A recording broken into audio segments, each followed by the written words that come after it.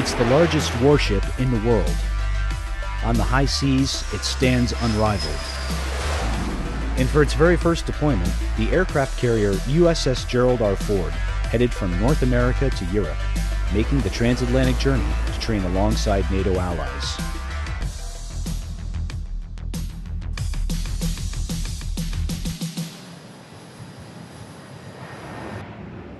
The Gerald R. Ford is the first ship in a new class of U.S. Navy aircraft carriers.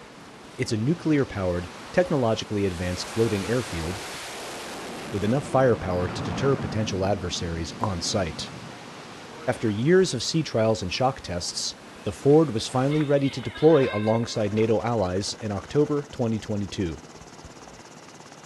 The journey across the Atlantic begins in Halifax, Canada. From there, the Ford and its multinational carrier strike group will retrace the path blazed by Canadian and U.S. merchant ships during World War II. Over 80 years ago, Canadians, Americans, and our allies fought together across the Atlantic to secure the sea lines of communication. They endured heavy seas, they endured a relentless enemy, but they enabled that war effort and enabled victory throughout that longest battle of World War II. And today we continue that tradition. From there, the aircraft carrier evolved, growing in size and strength. Nuclear power plants gave them global range, while the advent of steam-powered catapults let them launch heavier fighters. Aircraft carriers were soon a common sight in Allied navies, including France and the United Kingdom, with a strike group of warships accompanying them. These ships carry powerful weapons of their own, but their main mission is to defend the carrier against attack. Protected by this ring of steel, the carrier can sail almost anywhere. If I had to capture what a carrier strike group is, I would describe it simply as the centerpiece of power projection. We operate self-sustained, independent, and can go anywhere globally to wherever we need to go at the drop of a hat.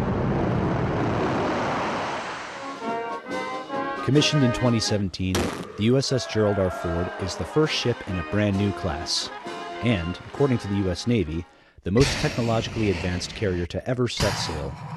But what makes it different from what came before? Our propulsion plant is all new electrical distribution system. Smaller crew, intended for less maintenance. We're excited about the new technologies that Ford brings to the table. The most prominent ones are the electromagnetic aircraft launch system and the advanced arresting gear.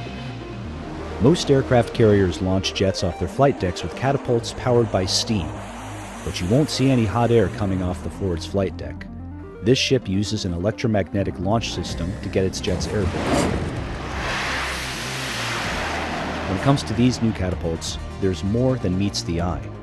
We can shoot aircraft at a wider range in terms of weight, and we anticipate using more unmanned vehicles in the coming years.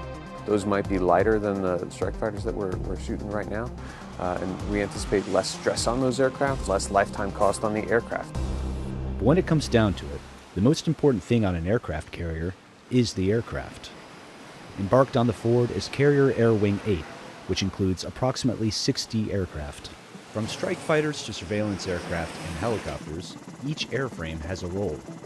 You can almost think of it like a football team. You have layers of defense, you also have layers of offense. They all have to work together in order for that play to succeed.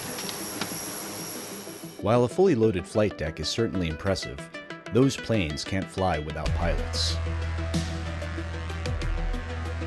Far from the cocky aviators of Top Gun fame, today's fighter pilots embrace a different mindset.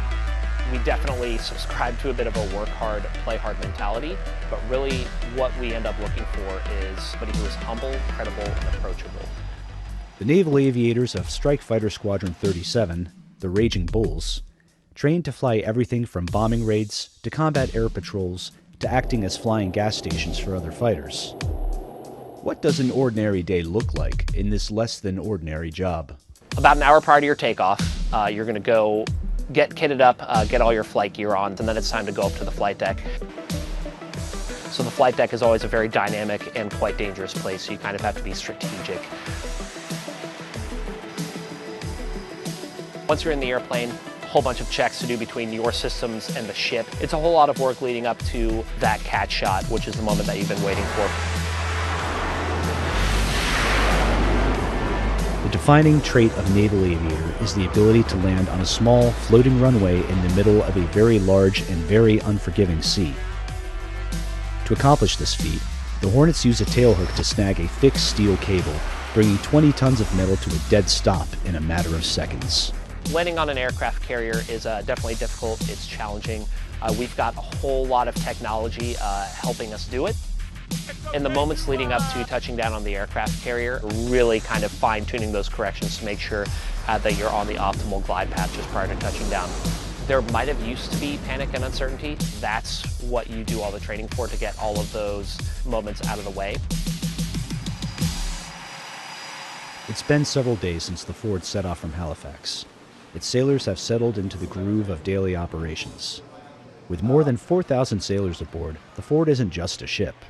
It's an office, a dinner table, a gym, a home. A ship this big can burn through supplies at an alarming rate. To top off its stocks, the Ford must conduct replenishments at sea, a complicated operation where pulleys and helicopters ferry across everything from jet fuel to air-to-air missiles to mail from home. The journey, referred to by sailors as an underway, can be long, and routine can lead to tedium. But the mission is more than worth the effort. Being at sea for a long period of time, it does get a little stressful sometimes. You have to find ways to be able to relieve stress, whether that be going to the gym, decompressing, having conversations with other people and friends. We have to make that camaraderie and be able to get to the finish line of the mission. The Ford has crossed the Atlantic to arrive off the shores of Portugal. Sailing alongside it are ships from 6 NATO allies. Their job is to keep the carrier safe and to provide extra firepower in the simulated battles that will test the carrier strike group's combat readiness. It's been a long trip, but now it's time to hit the throttles and see what the world's largest warship can do.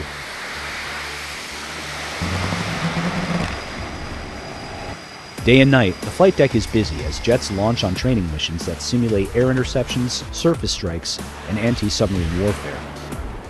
We're here to conduct high-level maritime operations across the spectrum.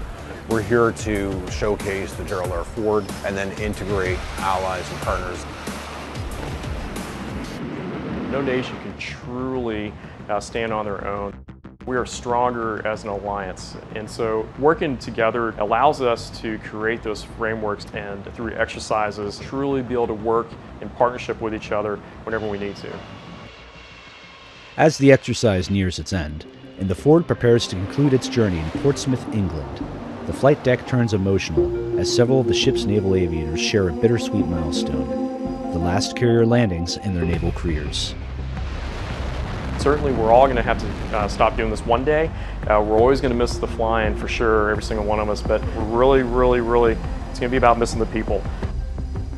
The other pilots that I fly with, the leadership that we are under, the 18, 19-year-old sailor who's working on the aircraft, who we trust our lives with. It's really a symphony of literally thousands of dedicated people working together towards one common goal. To be part of that is, on a personal level, is very special.